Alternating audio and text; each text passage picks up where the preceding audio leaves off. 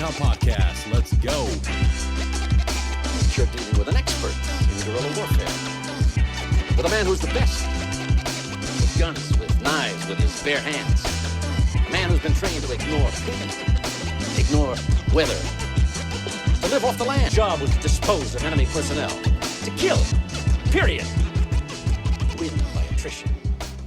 I feel like the most important thing to do is always hit record before you even get going, because it never fails. We get started and then it's like, oh shit, haven't yeah, no worries. Yeah, no worries. Dude, I know we didn't have that much time to talk, but obviously do my research as soon as I got back, and like we're part of the same community. You're coming, like we had like a brief interaction, and you've got this long career working in soft. So not only are we going to dig in to the amazing organization that is Operation Motorsport, but Jason Leach, welcome to your episode, because I'm going to pick your brain about your transition, because this whole experiment is about being able to reach out and find individuals that have gone through it, made it out the other side, and are like, hey, I survived. Not only did I survive, I thrived. I found my calling. I found great organizations. So I'm going to just dig deep into your story, man. Thank you for being here. Absolutely, man. Daddy, I really appreciate it. I'm glad we got to meet at the SOCOM Warrior Care conference there in Orlando. And thanks for just helping tell people stories. And really, I'm just here. Ask away, right? I'll share as little or as much as you'd like. And we'll just see where the conversation goes.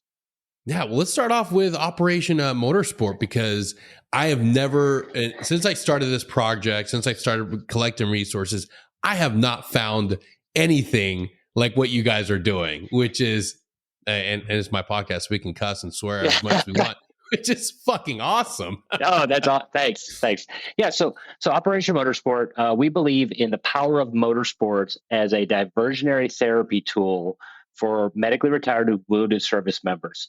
Either here in the United States and Canada. We were founded in 2017 by Diesel Lauder and his wife, Tiffany Lauder. Diesel was about 35-year Canadian Army guy, parachute rigger.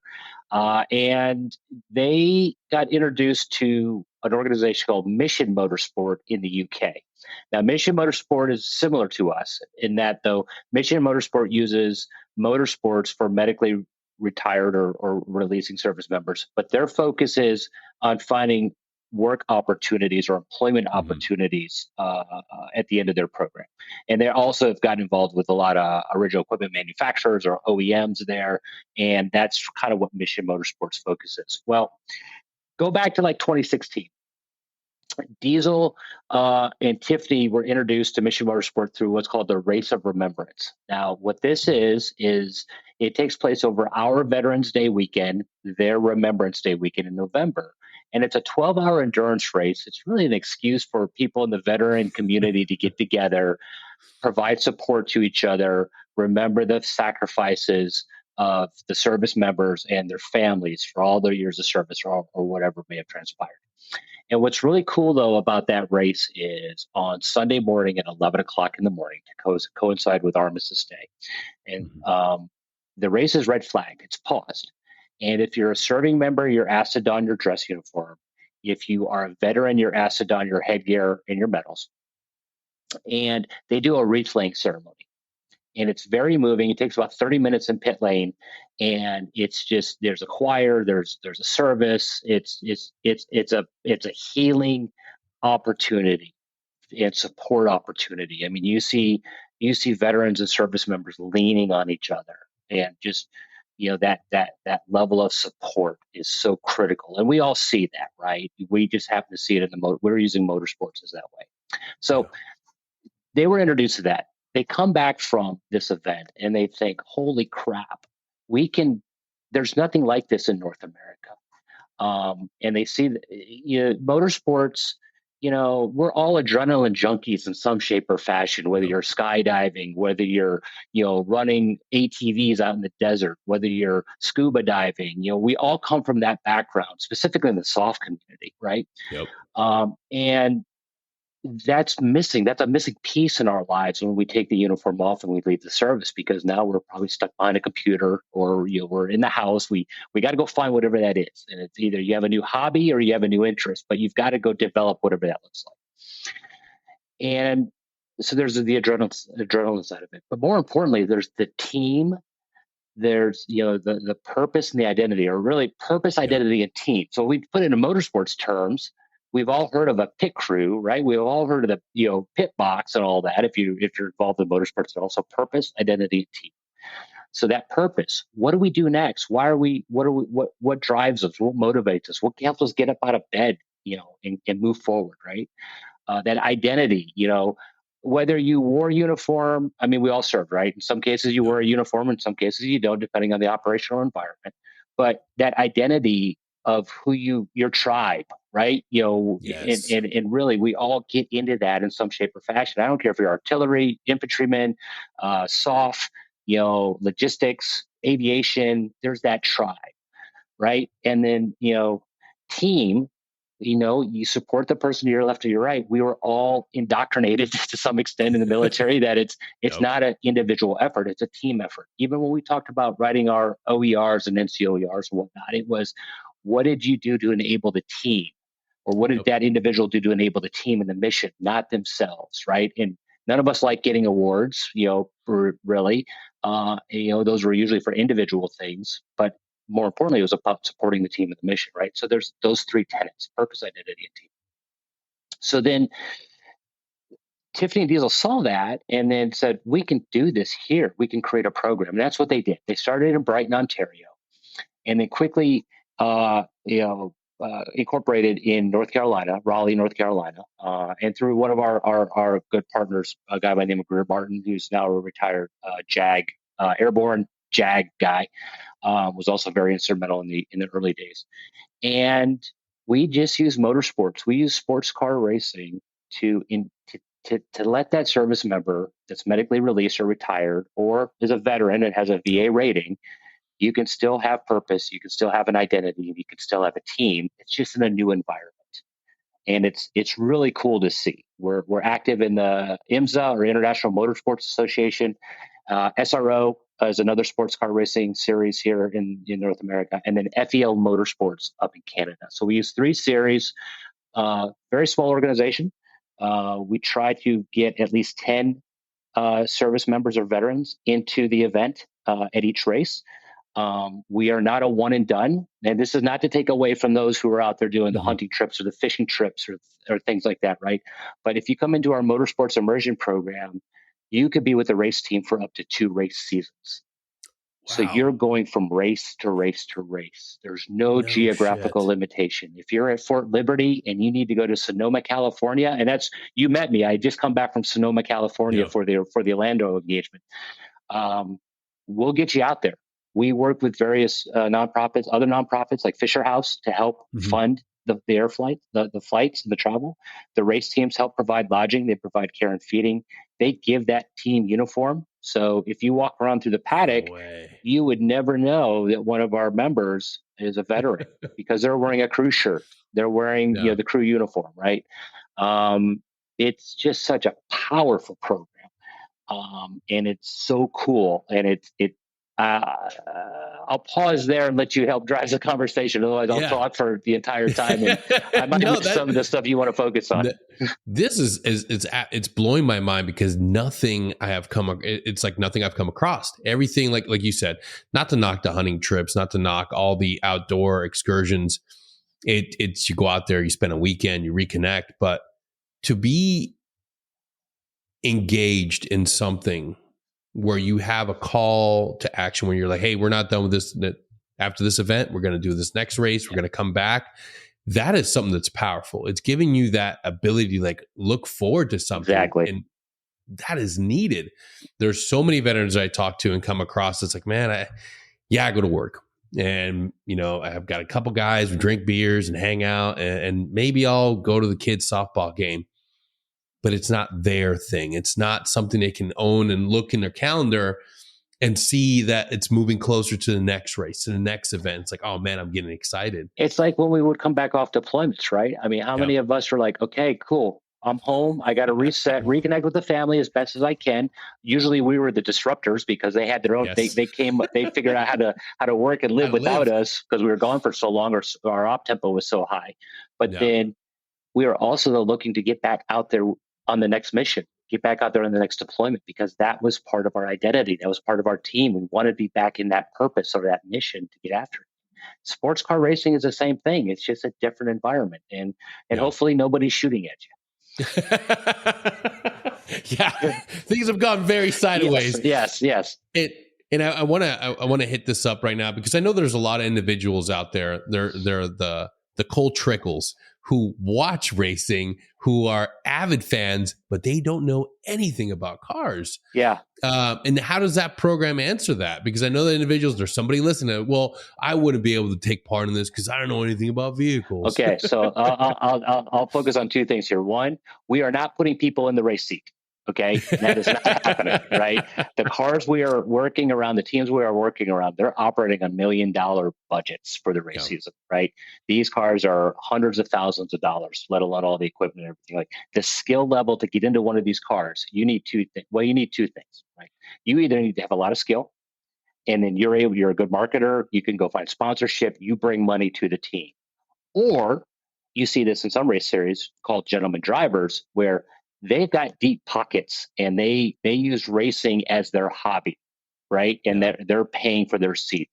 They have skill, don't get me wrong, because that's how they get competitive. And frankly, some of the people I'm thinking about are like CEOs of big tech companies, right? Yep. You don't get to that level of success without having that drive, that desire, that the ability to win, right? In business. Now they're bringing that concept and that mind frame to the racing world because it's a new avenue for them. Again, most of these guys are adrenaline junkies as well in some shape or fashion. So let's say right off the bat, we're not putting people in the race seat in the North American events. I can talk about Wales here in a second, but we put people on it as crew members. No previous skill sets or no previous experience required. You just have to have the right mind frame. You have to, you're not going to come in and just hang out with the team to watch. You are going to be a crew member. A lot of it's OJT. You could be learning how to do tires first, right? And some people kind of look at that and went, I'm just cleaning tires. I'm prepping tires or whatever. Okay, let's be honest. The tires are the only thing that actually touch the ground with the race car. If any other part of the race car touches the ground, you've had a bad day. So, the tire technician guys are so important with setting those pressures and getting everything balanced right and doing what needs to be done to help that driver perform. Because that's what the driver can control. And racing is all about shifting weight. That's really what it boils down to, shifting the weight better than your competitor.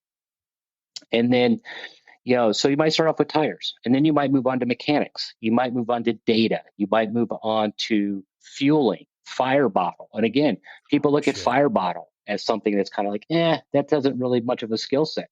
Well, when that driver's on fire, you're going to become his best friend because you've got the fire bottle to put him out, right? Yeah.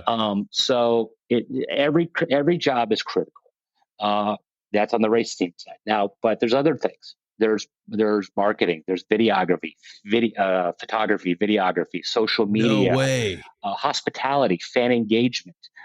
We had a retired Army E9 a few years ago out of Fort Bragg, and it was still Fort Bragg back then. That came out of, he was a cook, came out of food services, right? He was not really interested in racing, but he liked the hospitality piece. We worked with him, and we worked with Lamborghini and their hospitality team, and we put him in with the hospitality team because racing is a business. These corporations, these organizations, they use the race weekends as B2B development. So, and opportunities, and in addition to fan engagement and all that, because without the fans, racing doesn't exist. But, we took a guy and we put him in to be part of the Lamborghini hospitality tent, and that's what he did, and he loved it, right? We have somebody working right now in race control. And let me tell you, we've all been in those fobs. We've all been in the talks, in various deployments. Race control in sports car racing, very similar. You come in, it's the giant wall of computer screens with all the data coming in, all the different camera angles across the racetrack. So race control can see what's going on, because these racetracks are 2.3 plus miles long, 2.5 plus miles long. They have to have eyes everywhere to see what's going on and regulate and monitor the race for infractions or overtaking and data and whatnot. And we have a guy that he was a retired medically released Army major that worked with race control for 2 years. At the end of it, he was offered a paid position with race control. I was So just going to say, even though it's not an employment program, it's exposure. it It's is. it's putting you in connection with industry partners, people in the business. Like, that's powerful. It That's one of the is. things that I've realized now. There's a lot of individuals that are like, hey, I'm going to bring in some soft guys to volunteer to set up this event, and I'm going to get you around and get you to meet and greet with individuals within all sorts of industries. That's a huge catalyst for getting that next step up, that next job. It is. It's all That is about powerful. building your network. It's all about, sometimes it's more about who you know than what you know, right? And then Yep. again, those transferable military skills, I don't care where you were at in the military, we all have transferable skills. You demonstrate that. And when you're talking about an environment that relies on the individual to be competent in their job, to support that person to your left and your right, we learn all that from basic day one and basic training. And Yeah. those are skills that are easily desirable inside of motorsports. Yeah, absolutely. That's the. At first glance, you think, okay, this is going to be guys in the pit, but the fact that you open it up to so many different aspects, Yeah. that is so appealing. That is like the coolest thing, because it's not just the guys on the pit. It's like being able to see the entire operation. Yes. Like, that is insane. What is the return rate? How many individuals that come and stay engaged in the program? I would say probably 85+%, right? Once somebody steps into the motorsports immersion program, they want to be there, right? And then on the backside of that, that's an individual decision. That's an individual choice, because like when you talk about and the racing we do, the racing we're involved in, they race on average once a month from January till October. So it's not like NASCAR where it's like every week. We're about once a month. Across North America with one track in Canada, and I'm just speaking to the U.S. side. And the Canada program's a little bit different. They tend to condense their races into a smaller program, smaller calendar. I think a lot of it has more to do with weather up there than anything else. Yeah. But the return rate, though, on people who come back and maybe get a job opportunity is fairly high. But some people decide they love the program. It gave them the ability to take the next step, whatever their goals might be.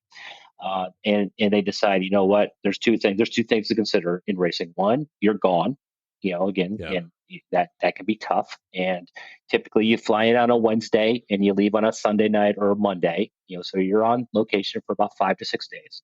And then second, there's not a ton of money for the individual in racing, right? Because all the money goes into the car, all the money goes into the team equipment, all the money goes into the expenses of getting from point A to point B, all the consumables of brakes, tires, fuel, all that stuff, right? So, and in sports car racing too, what most people don't realize, the stuff that we're involved in, and we're at the top level of sports car racing in North America, but most of the pit crew guys are all independent contractors. They don't go back. They don't go back to a shop like you see with a NASCAR or IndyCar team or F1. They go back to their job, whatever their job might be, Monday through Friday. Now, most people bounce around within motorsports in some shape or fashion because it's their passion, but not everybody does. I had a good friend of mine who owned a roofing company up in like New Hampshire. And he would come in once a month and be a tire changing guy. Just loved being around cars. Was very competent, but his day job, frankly, was a roofer. Yeah, and that speaks to the idea of understanding what your passion and your purpose is, and maybe it's your 9 to 5 is your 9 to 5. Yeah, and you get to that. You take time off and you get to go do what you're absolutely passionate about. And I think that's a lot of us that are missing that. They have that great job, but they're looking for that passion. They're looking for that thing that fuels them. And it's right there. If you're if somebody loves racing, loves cars, have been in that culture, which there's a lot of guys, especially in the Fort Bragg area, come to find out. Yeah, I didn't know a lot of NASCAR down there, right? I'm trying to convert a lot of those guys from NASCAR, coming to sports car racing. It's a little bit different environment. Yeah, well, let's talk about that, because the culture that we made I instantly made the joke when we first met about Days of Thunder. That's the American. Yeah, we started quoting it back and forth, And sports car racing, what's that culture like? And it, like, you've already talked a little bit about it, but what's like the big shift in that? Um, it's the marketing side, right? It's much smaller Yeah. venue. It's not as popular. You don't see it advertised as much. If you want to go watch a race, you've got to go find it on a streaming service or online. Now you will get snippets of it on national TV, like the Rolex 24 at Daytona, and that kicks off before the Daytona 500 does. I mean, sports car racing starts before NASCAR does in the United States. But so you'll see snippets of that, or like Nürburgring 24 or Spa. You'll see certain things that are nationally televised on our local, cable Yeah. or satellite, whatever you may have. But most of it you got to follow online, or you got to follow through the virtual world streaming services. I'd say the culture, NASCAR. I'll say it like this, and I'll say pit crews. Like, we get asked all the time, like, why are we not in NASCAR? Well, look at your average NASCAR crew member. Most of those guys today are elite athletes who just miss making it through the NFL combine. They are that level of athlete, from college football into combine, and then they didn't make the cut for whatever reason. And it's just a different environment.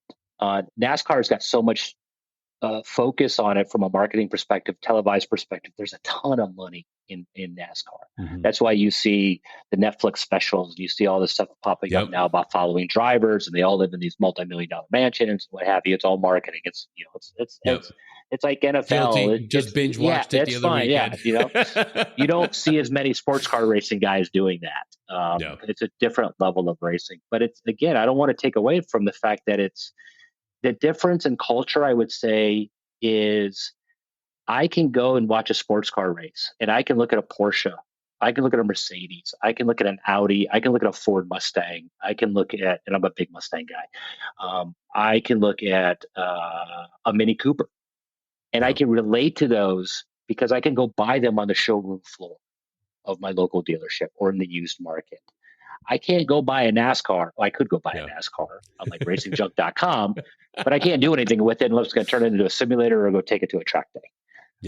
The sports car racing world, I would say, is more relatable for your average person who's a car guy, because they can touch it and feel it. And there's a lot of these race series too. The manufacturers of the race series themselves dictate what you can and cannot do to the car. And there's a lot of factory stuff that is used. Most of these manufacturers are using the racing program to help develop their road car. So there's a lot of similarities there. In my opinion, NASCAR, there's nothing OEM about a NASCAR other than it's carrying a label on it. And everything underneath that's all custom. F1, Indy, again, those aren't really, it's racing. It's great racing, but it's not relatable to what you can go and put in your driveway. Exactly. Yeah, and that's something that I find about the program that's appealing, because I want to see a vehicle that I could potentially drive, or maybe something. There's a lot of guys that collect and save up their money to buy their dream car in the military. Shout out to my buddy who's got a Shelby that he just sent me a picture of that's just insane, and I hate him for it. But those are the vehicles that I want to see. But.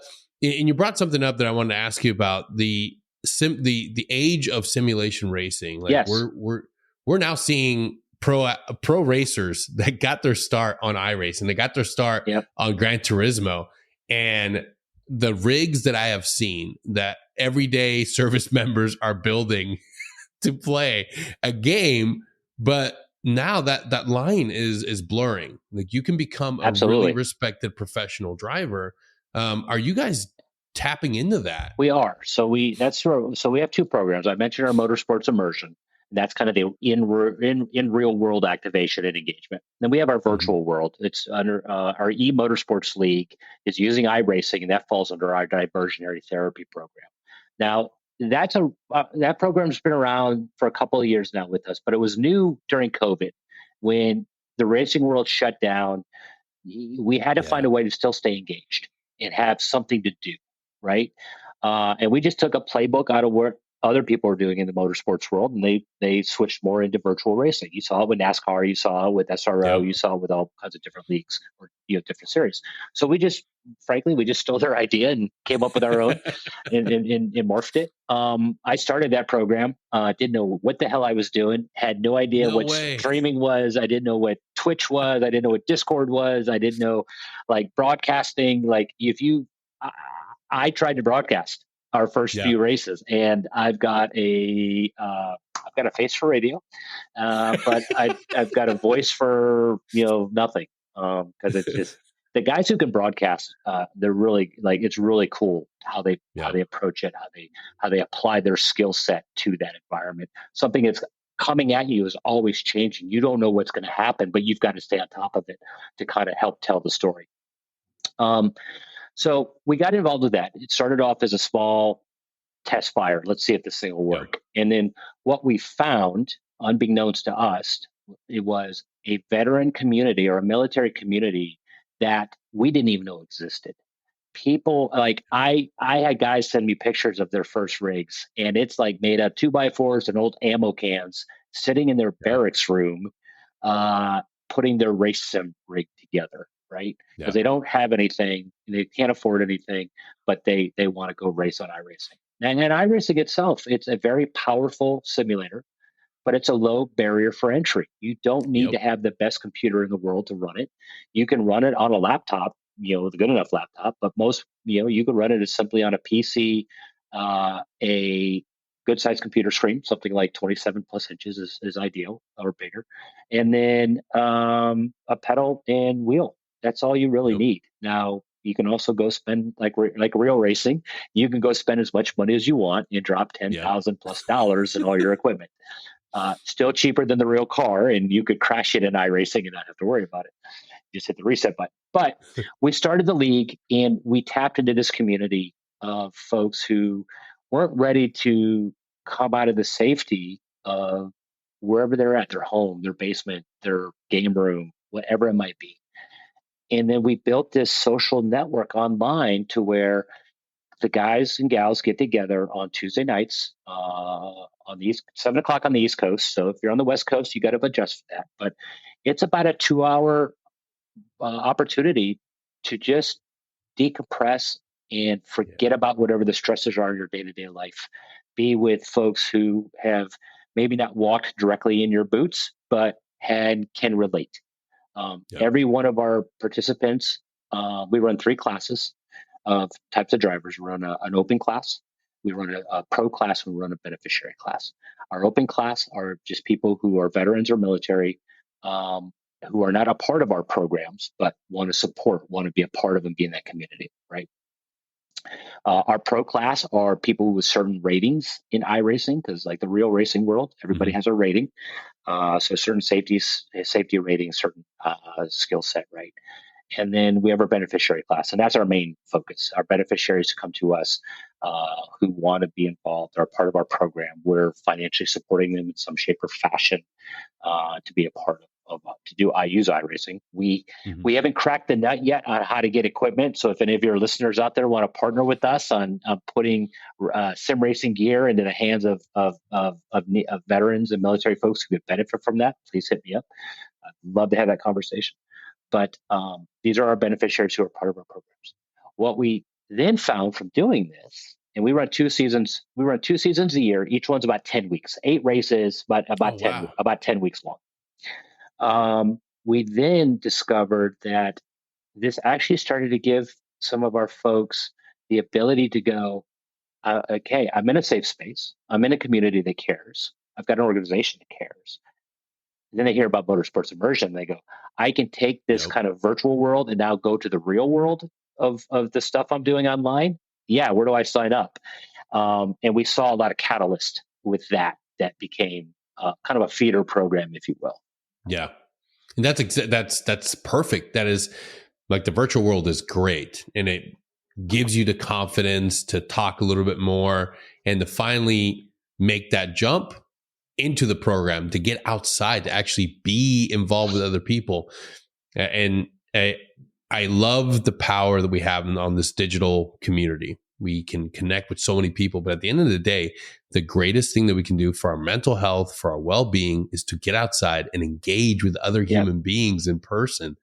And that's a beauty. And kudos to you for developing that. That is a great thing to do. And I can only imagine the rates of people that probably have skyrocketed coming into the program through iRacing and then wanting to go in person. Yes and no. I mean, it's ebbed and flowed. And let me back up. I ran the program. I wasn't strictly just my idea. It was a group effort by the foundation. I was just the guy to go, hey, Jason, go run this. Run it. I'll figure it out.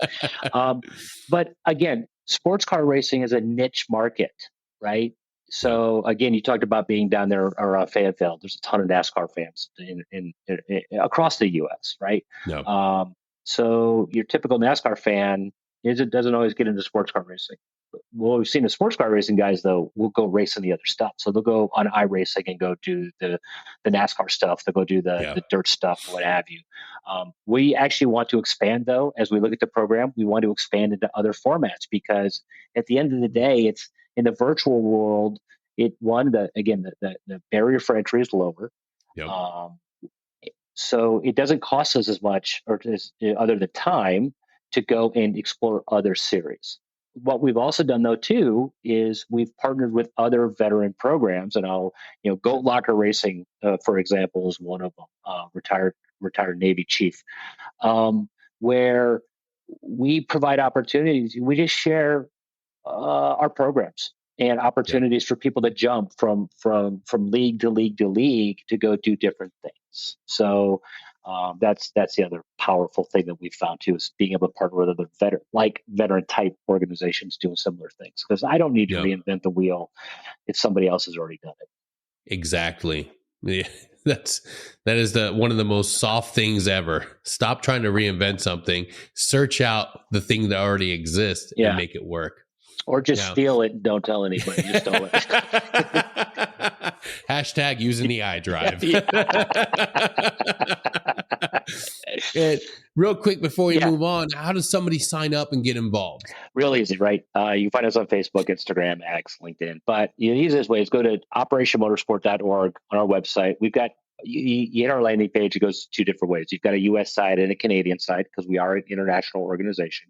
Mm-hmm. But go online, there's an interest form you fill out. That starts the process. Once you fill that out, you just you'll get in front of one of our beneficiary trustees. Again, veterans themselves, they'll have the conversation. What are your goals? Why did you apply? Why are you interested in applying? What is your time commitment? What can you do? What can't you do? What are your physical limitations? What are your maybe your mental health challenges if you have them? I mean, again, you're working, right? You're going to be a part of something. You're not just going to be there to observe. So we've got to figure out some of that so we know it's a good fit. And then you get the long application. We go more intrusive, like an SF-86 almost, and not quite that bad. So I don't want to scare anybody away. But again, what is your life like? What are your challenges? What are your goals? What are your desires?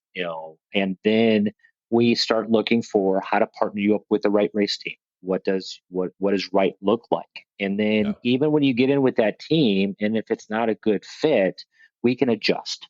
The teams that we work with, they just want to give back. They don't know how. They use us to figure out the how. We then help make the connection so it's a good fit. So the individual is mutually beneficial to the team, but it's also a mutually mutually beneficial process or recovery, if you will, for the individual. We check in on every event. We have an event coordinator, so we have somebody there who is a veteran.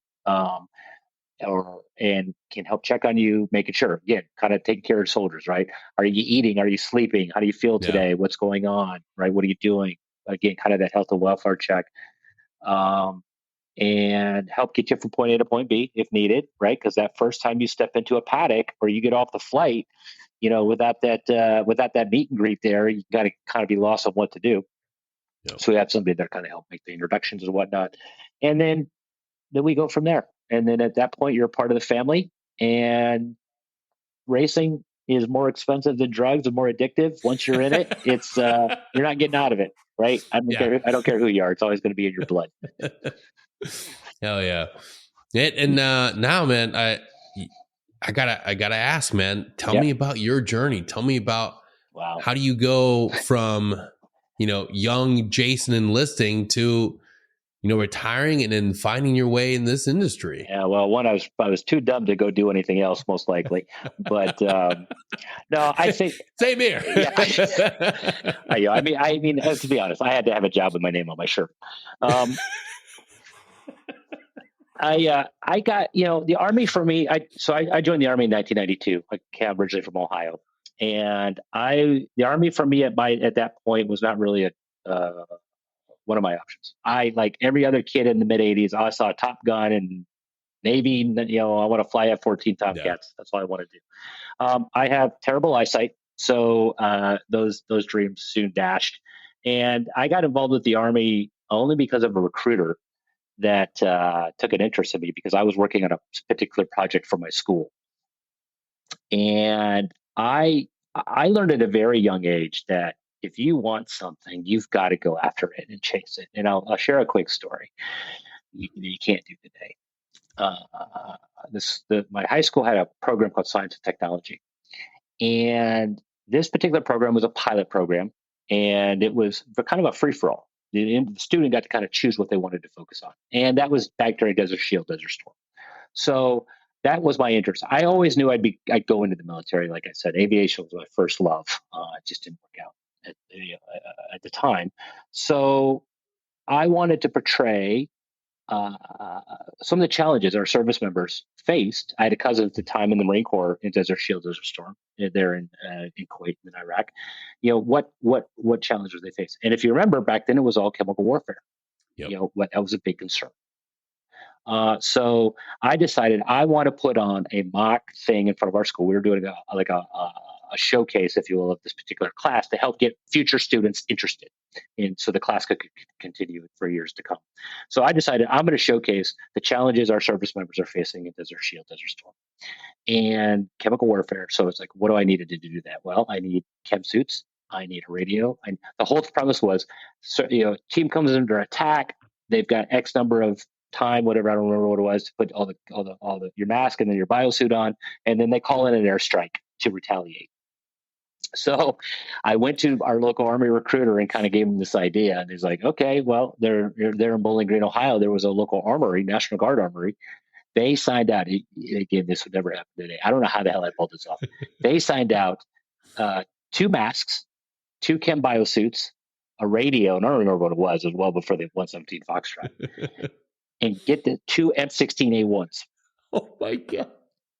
I walked into my high school with 2 M16A1s back in 1992. I had to keep them with me the entire time, right? But so I put this whole thing on. I had a flash pot that would mimic the attack and then go through the process called airstrike. Now for the airstrike piece, call it in, fake radio call, 90 or 17 17-year-old kid has no idea what radio call signs are or what any of the proper comms procedures are. So I probably sound like more like Smokey and the Bandit, and Walkie Doggies. But I contacted General Dynamics and told them my idea, what I wanted to do. They sent me a film of an F-16 on a bombing run, like out in the middle of Nevada or New Mexico or something like that. So I had that playing on the screen in the background. So like this F-16 swooping in on a bombing range to drop the attack. So it was really kind of cool. But that created the conversation. My dad was an Army guy. He was an Army veteran for a couple of years back during the Vietnam era. And for me, though, the Army it just really didn't seem like an option because I didn't really know anything about aviation back then and all this. So fast forward, recruiter starts that conversation. That starts the conversation. This guy brought me in. We talked. Aviation, boom, boom, boom. I was supposed to initially come in as a 93-foot PA or flight operations specialist. Well, as soon as I graduate high school, I'm at a graduation party playing bat ball in a pool, and a buddy of mine grabs me, pulls me underwater, and I twist to kick free, and my right knee either hit him in the head or the wall. I'm not sure which, but I came up with a broken kneecap and worst pain of my life. I then had to get sent to orthoscopic surgery the day I was supposed to be leaving for basic training, kicked out of the late entry, all this and that. So fast forward, I have to come through the whole process again. Now at the time, so I come back in a few months later, late entry, or go back to MEPS and all that, pick my job and whatnot. And at the time I was reading Tom Clancy books. And I said a big military nerd. And And I thought I see these job offerings, right? We're going through all these with the recruiter. And I was like, well, what's this? This requires a top secret security clearance. The recruiter, I mean, he's like, I don't know what the hell that is, right? You remember the big laser discs they have at Yes. MEPS, right? He puts in a laser disc of like what the job is supposed to be or whatever. And I'm really dating myself here right now. And he plays it. And it's like a couple of guys like going through a comp center or something or whatever. And it's like some spooky James Bond stuff. And it's signals intelligence analyst is what the job was. And I was like, oh, that sounds kind of cool. I don't know what that is. I'm like, well, you got to stay over, take an extra test to see if you qualify for it, blah, blah, blah. I'm like, okay, cool. All I saw was top secret security clearance. I thought that's got to be something worth something, because my dad always told me, hey, if you're going to go in the military, get a skill that's transferable. He was really big on the medical community, is what was his focus. Mm-hmm. But his big thing was, if you're going to get something, make sure it's transferable. Well, because I'm reading Tom Clancy novels at the time, I thought, maybe I could be the next Jack Ryan, and I'll go to American University and DC and get my degree and all this kind of other nonsense. And so initially, that's how I came in the Army. I was originally going to be a 4-year out guy, right? And go back probably to Ohio, go back to college or whatever. And then I get through my first assignment. I'm a 98 Charlie, signals intelligence analyst. And I'm at cryptanalysis school, which it's a school the Army no longer uses, but it's for code breaking. So I'm in Goodfellow Air Force Base in Texas, and I have orders for Fort Campbell is my follow-on. And I called my branch manager, and he says, hey, I'd like to go to fifth group. And he said, nope, sorry, well filled up there. No allocations. He goes, what I can do though, I think Altman was his name. He said, what I can do is I'll recut you orders to Fort Bragg. I'll give you airborne school in a route, and you go to the 82nd, and then, your reenlistment window will be coming up here in a couple of years. You can reenlist for assignment of choice. And then I give it to you the 3rd or 7th at Fort Bragg, since they're both there at the time. And I said, okay, cool. I get to airborne school, and everybody I saw with a soft patch, SF or USASOC, I'm asking them questions. How do I get there? I'm going to Fort Bragg, blah, blah, blah.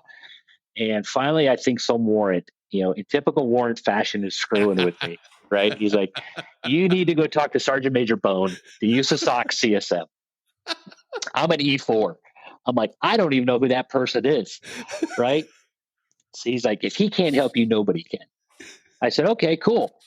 So at the time, my dad had an uncle who was a retired first sergeant out of the 82nd, living there in or around Fayetteville. And I was going to spend a couple of days with him before I signed in. So I get there. Back when you could find information in a phone book, I called USASOC and I said, hey, I'm Specialist Leach. I've got orders to Fort Bragg. I'd like to set up an office call with Sergeant Major Bone. I'm interested in coming to one of the soft units there. And they're like, okay, cool. Be here tomorrow. When I tell this story, it sounds completely unbelievable, right? But it is how it happened.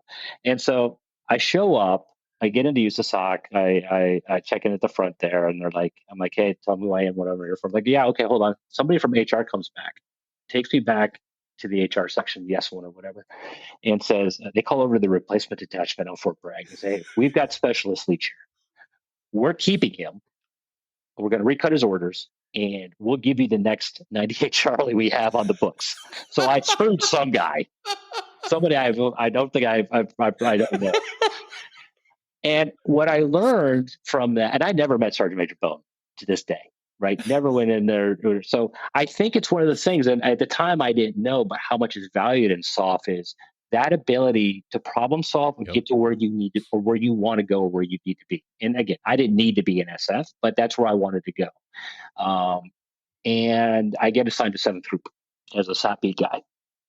So I'm there. I made some great guys, some folks I'm still friends with today. I do a couple deployments down to Panama and JRTC and stuff like that. But I was only at Fort Bragg for a short amount of time, like just over 2 years. And then at the time, I'm dating now my wife, Kim, who is up in Ohio, and she wants to get into national politics. And I thought, well, I can reenlist. Again, first assignment, first reenlistment, I get assignment of choice. I'll go to Fort Meade, Maryland. And I said, if I can't get you, I mean, between there and Fort Belvoir, I can't get you any closer to Washington, D.C. if we're going to have a life Yeah. together and you want to pursue politics. So that's what started ended up being a 28-year career, was that first re-enlistment, and come up to Fort Meade. I do a couple years at a national level agency, and then got exposed to other soft programs, and that's what started me off on that track where I spent 22 years inside of the organizations and around this area. Yeah. Just by being bold enough and daring enough to make a phone call. Dude, you gotta chase your dreams, right? And again, I think that's such an inherent skill set of those who last and are successful in soft, that they have that ability to go, how do I overcome this? I mean, again, there's no rule saying I couldn't do what I wanted to do, but it wasn't the norm, right? Yeah. So how do you they say think outside the box or whatever. I'm not a huge fan of that term personally, but yeah, just how do you get to where you need to be or where you want to be? Because you've got to own your own journey. And I applied that for the rest of my career. I applied that to my transition as well. Yeah. And speaking directly to your transition, when it came time to retire, that's identity, purpose, and mission. That's a hard thing for everybody to come to terms. How did you navigate that? Understanding that you lived this entire career, this entire life, identifying with the uniform, with being that warrior within the organization. What were some of the things that you did to make sure that you took off the uniform and then address the identity piece? Because that's something that's so important for every veteran. Yeah.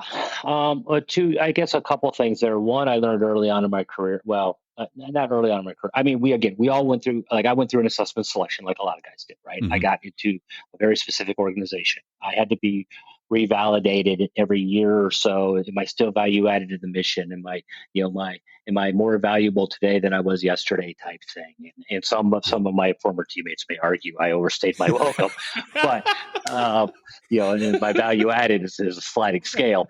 But it was, that train keeps going once you get off of it. It's just, it has to. No one of us is so valuable to the mission that it's going to stop because we're no longer there. And, my pinnacle position inside the organization, I was a brigade S3 sergeant major, which I loved. I loved being at that level, at that level of influence, especially when the unit I was in, we had a lot of tab guys, and I was not a tab guy, right? I had to go through our assessment selection just like anybody else, but listen, let's be honest, there is a difference in thinking culture, and there is a little bit of that tower of power versus those who don't have it, right? It doesn't make those who don't have it any less valuable. They just took a different route in their career. Exactly. But unfortunately, there's the haves and have-nots to some extent within that community, and it tends to lessen when you actually work with somebody. But if you don't know them, sometimes it's that first judgment. But anyways, but I learned that the train's going to continue whether I'm on it or not. So right after I gave up my brigade operation sergeant major position, I went into an L&O position, and then COVID hit. And prior to that, my position that I filled was critical. That was essential personnel. Like, you're on the, I'm going to again age myself. You're on the pager. You're on the beeper. You're getting the call at 2 a.m. Funny thing, real quick. I used to change I have 3 daughters. I used to change my ringtone for that call to the Death Star March, the Imperial March, right? And it would go off at 7 o'clock on Tuesdays or Thursdays. And my daughter's like, "Dad, the Death Star's calling," and, but it was my own way of going, okay, if this thing goes off at 2 a.m, it's not somebody drunk dialing me or butt dialing me or something. This is real. This is real shit. Yeah, this is something I got to get up for this. But I was in a critical position. And then I went into this L&O position, then COVID hit, and I was told, "Don't come to work. Stay home. You're not in that critical essential personnel position anymore." And that was hard. That was a wake up call. That was like, "Hey, Jason, yeah, no shit. Your career is coming to an end, and you have to now take that next step." Prior to that, I had also, how I got in the motorsports game or focus was through the Commit Foundation. I went and attended one of their workshops. And I'm sure most of your listeners are familiar with the Commit Foundation. But I pitched my elevator pitch, motorsports. That's where I want to be, unconstrained, undenied. And, on day two, when you're around the cohort and you're talking to the people who are supposed to help make the network, help make connections, whatever, the majority of it was, Jason, that's an awesome story. We don't know anybody in that world. So good luck. I know the feeling. yeah, right. So again, that was another wake-up call to go, I have to own my journey. I have to own this if this is where I want to end up. Right. Yes. I'd done some driving stuff, like, again, bunch of schools. I was a high performance driving instructor here in the Mid-Atlantic area for a couple of years, had my own car and stuff like that. All of that had gone away because my military career, my family was taking a bit of priority. And again, racing's expensive. But I got back home and I started getting on LinkedIn and Facebook and looking at things and doing my own research. So there's two stories here. One, I was already following a Mustang. I told you I'm a Mustang guy. I was already following a Mustang team in sports car racing, IMSA, like an organization called Core Motorsports.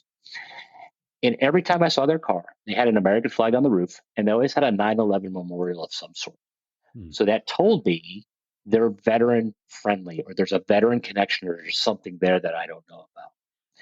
So I wrote Dean Martin an email in 2019, January 2019, right after Daytona, or right before Daytona maybe, and said, hey, this is who I am. This is my background. I already kind of thought there would probably be a parallel between military operations and motorsport. Small team dynamics, working left to right, about common goal, all that good stuff. So I said, I'll volunteer for Mid-Ohio, Watkins Glen, and VIR on your schedule. Fund my own way. I'll come out. And those tracks are all within relative driving distance of where I live. And Dean said, yep, come on out. And I said, awesome. I said, I just want a chance to see if this could be a good fit. I started listening to podcasts. And then right before, so my first event was going to be Mid-Ohio in June. Now my dad lives outside of Mid-Ohio in Ohio. So I was going to stay with him. So lodging was nothing, cheap to eat in Ohio. And I was driving myself. So I had not heard back from Dean though for a long time. And because I had no details, like when do I show up? Where do I go? Blah, blah, blah. No 5 W's. No 5 W's, right? Yeah. I don't know what my hit time is.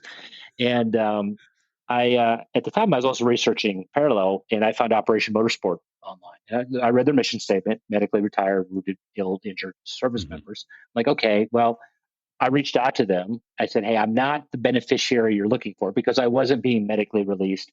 I didn't have a VA rating at the time, so I didn't know. Like, I'm not their customer, if you will. Yeah. But I wanted to learn more about their program. I want to learn more about the space that they're in, because I'm interested in that. And then they wrote back and said, great, we're in the middle of race season right now. We'll get back to you. And I come back, I decide I've not heard from Dean.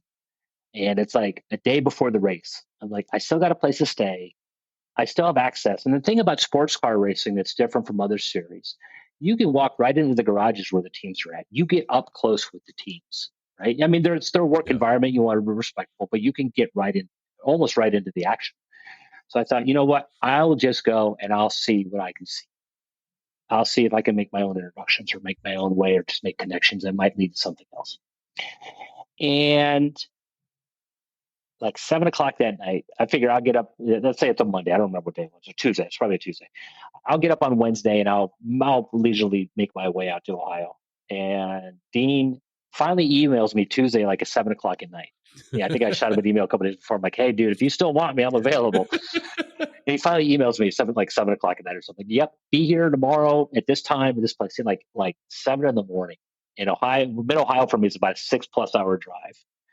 And maybe it was 9 in the morning. And I'm like, okay, it is like 7:00 at night. I now have to get up and leave here about 3:00 in the morning to make it out there. But I'm committed. This is what I want to try to do, right? So I said, hey, cool, I'll go. I get in with Dean. I get in with the team. Great guy. John Sandy, one of the guys I first met was a guy by the name of John Sandy. Not a vet. He was the roof rider I mentioned earlier. But he kind of took me under his wing. And so it kind of helped guide me and show me a little bit in the paddock. And Dean's team is all great. I mean, that team is awesome. Everybody in there, just they're open arms, didn't see me as a threat to anything. I told a little bit of my story. They're like, yeah, come on in, be a part of the team. Well, unbeknownst to me, Core had a relationship already with Operation Motorsport. Core had hosted previous beneficiaries. I had no idea about that. Didn't ever saw anything on social media, did catch it, whatever, blah, blah, blah. So I'm in the paddock, I'm in the garage, and we're in the paddock and we're getting the car ready. Like, yeah, talk about being a private again, right? Dean gave me a first day, like Dean gave me a bottle of cleaner and a rag. He's like, go wipe that car down. And I'm like, okay, I could do more, but it was that check. It was like, okay, this is a new team. They don't know me. I've never worked with these guys before. They don't know my background. They don't know my experience. I now have to, again, re-earn my ability to be a part of this team, right? I've got to show value add. Otherwise, I'm going to get dismissed. And let's be honest, much like soft, your perception, I'm sorry, I have trouble with words now. Your personality, your attitude precedes you. Your value precedes you, right? And I don't care if you're on, this team over here. If you're a shitbag, this team over here is going to hear about it, in one shape or fashion, because it's such a small community. Sports car racing is the same. Your reputation precedes you. That's what I'm trying to say. So so I'm in the paddock and I'm just my big car down, right? And granted, it's the most expensive Mustang I had ever been around, but and this one guy walks in with an IMSA uniform on, red polo, black pants, right? And I hear him talking, and he's talking about jumping out of airplanes. I'm like, oh, he's a veteran, right? So let me go introduce myself again. I don't know where this is. Hey, I'm Jason. I'm still serving. Blah blah blah blah blah. And I'm like, I heard you talk about jumping out of airplanes. I jump out of airplanes. Blah blah blah. He's like, well, what do you jump on? Or how many jumps do you have? You're right. I'm like, and I was just a static line guy. My eyes kept me from being able to go free fall. And I said I got like 100 jumps, which depending on where you're at in your career is a lot in static line, or or not. It didn't really matter, but that's about what I had. And he goes, oh, I've got like 5,000 or so. Like, oh, he's a free fall guy. Yeah. And he goes, I'm like, oh, I didn't know this is going to be a dick measuring contest, but okay. And we get to talking, and it turns out his name's Diesel Lauder. And as we're talking, he said, have you heard of Operation Motorsport? I said, yeah. In fact, I found them online like yesterday or last week. I emailed them and said, hey, we'll get back to me, whatever, blah, blah, blah. He's like, well, who did you talk to? I'm like, I don't know, somebody named Tiffany. He's like, hold on. He walks out. He walks back in with this woman, and I said, hi, my name's Jason. He's like, this is Tiffany. I'm like, oh, hi, my name's Jason. I emailed you last week. And she's like, what the hell are you doing here? I'm like, well, I can open my own doors, right? I can find things when I want to go. But that's what really started the relationship. What they were doing at the time, they still do to some extent, is they use their business is doing fan engagement, pit tours, hospitality, hot laps, things like that. Well, our race ended on Saturday. I ended up staying on Sunday, and Tiffany and I hung out, and she just told me more about the programs. Diesel took me and just told me more about the programs, and that's what really led to my involvement with Operation Motorsport. So it was taking advantage of an opportunity when it presented itself, or what could be a potential opportunity, not realizing. Now, what I will say, there were a couple of lessons I learned from that too, that I would tell all your military members who are out there who are listening. If you don't know what's next for you, that's fine. But go get yourself involved in the veteran space, or go get yourself involved in a nonprofit space, right? Whatever your passion is, wherever you're interested, right? If it's taking care of homeless vets, if it's taking care of underprivileged kids with cancer, whatever it might be, right? Go give back in that fashion. Because here's what I would tell you. Here's what it did for me, at least. One, I learned more. I got involved with Atmo in 2019. I retired, I guess, into 2021. Into 2020. So about 2 years, right? Total at the time. I learned more about marketing and business and salesmanship and engagements and telling the story of the organization that carried me further in my private life than my military career did. And I say that because the majority of people we interface with did not serve or have not served. Yep. Right. So it's unrelatable when you talk about just your military skills and your background and your information. So this allowed me to still be a part of the veteran community, still part of giving back and helping other service members, which I think as senior leaders, we all learned how to do. But I was able to talk about different aspects of successes that weren't directly tied to the military. And that, I think, resonated a lot and gave me a lot of opportunity once I got out. So, one, go give back. Second, just chase your dream, right? I'm still a volunteer with the organization. I am not compensated for my time, but I still believe enough in the program that I kind of work it for free now. And I'll continue to do so for the foreseeable future.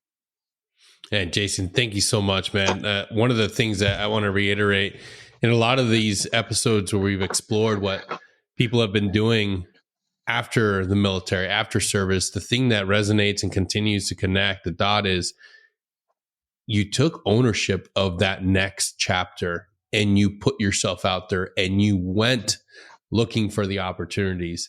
None of these things will just, well, for some it might just land on your lap, but stop being scared and be willing to go out there to look for that opportunity, for that thing that you're excited about. Go out there and seize the opportunity. Yeah, you got to be willing to ask for help too. I mean, I to this day, I had a conversation. I'll probably have this conversation later on today with an individual, soft retired guy who wants to get into racing as a driver, and a former colleague of mine, a former teammate of mine down in Fayetteville, connected us yesterday on LinkedIn and said, "Hey, Jason's in that world. Go talk to him. Maybe he can help you." Yeah. Right. And maybe I can, but if I can't, I'm already thinking in my head, I know 4 or 5 other people I can connect him with. Yep.